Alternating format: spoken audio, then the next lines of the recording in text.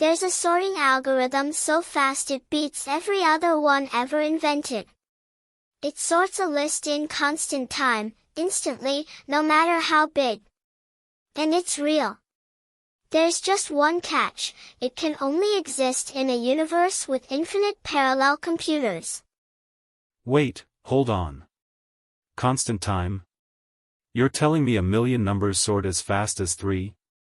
That breaks everything I learned about computer science. It breaks the rules we usually assume. But it doesn't break math. It's called spaghetti sort, and yes, it involves actual spaghetti.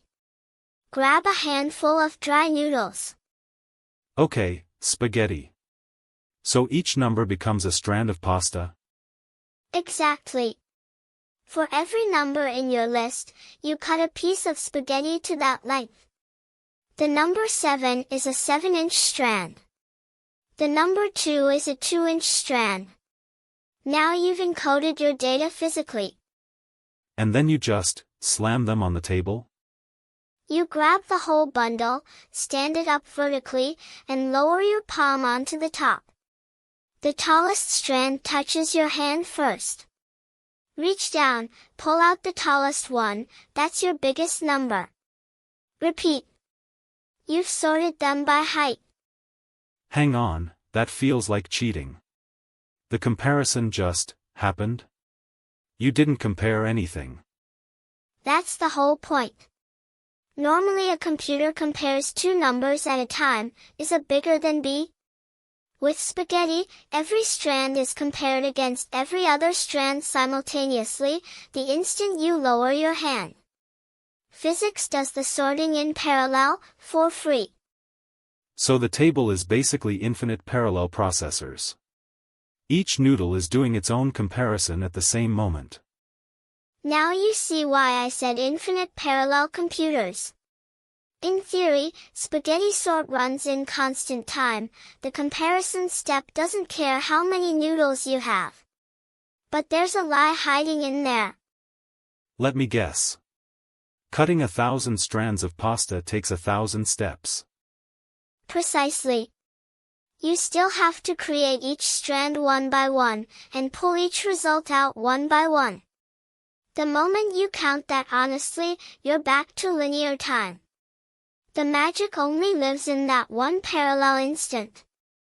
And that's the deep lesson, right? Complexity isn't about how clever the trick looks. It's about counting every operation you can't avoid. That's it. Big O notation is really just a promise about how work grows as your input grows. Spaghetti sort teaches it by breaking your intuition. And it's not the only joke algorithm that does. Oh, please tell me we're doing sleep sort. That one's my favorite disaster. We're doing sleep sort. For each number, you start a separate thread that sleeps for that many seconds, then prints the number. Sleep 2 seconds, print 2. Sleep 5 seconds, print 5. They wake up in order. So time itself becomes the sorting mechanism. That's beautiful and completely cursed. Cursed is right. Because it's the same idea as spaghetti: offload the work to the physical world and let it happen in parallel. But it's wildly unreliable. Two numbers that are close together? The scheduler might wake them in the wrong order. Right, the operating system doesn't guarantee millisecond perfect timing. So sleep sort secretly teaches you that parallelism gives you speed but steals your certainty. Exactly the trade every distributed systems engineer fights with. Now let's go the opposite direction, from clever to gloriously stupid. Bogosort. Bogosort. The algorithm that just shuffles the deck and hopes. Literally. Shuffle the list randomly. Check if it's sorted. If not, shuffle again. Repeat until, by pure luck, everything lines up.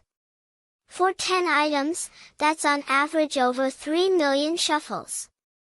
And it teaches you the ceiling, doesn't it? Bogosort is what happens when you have no strategy at all. the worst case is basically infinite. It's the anti-algorithm. It shows why structure matters, why a good sort like quicksort or merge sort feels like magic by comparison. And then there's the one that cheats by lying. Stalin Sort. I've been waiting. This one is pure comedy.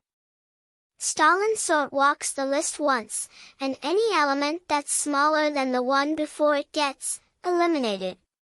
Removed from history. What's left is perfectly sorted, in linear time. Because you just threw away every number that disagreed with you. The list is sorted because you deleted the problem. And weirdly, that's a real technique. It's basically the longest increasing subsequence idea, and it's how lossy compression thinks. Throw away data you decide doesn't matter to make everything neat and fast. So every one of these jokes is smuggling in a real principle. Spaghetti, parallelism. Sleep sort, timing and reliability.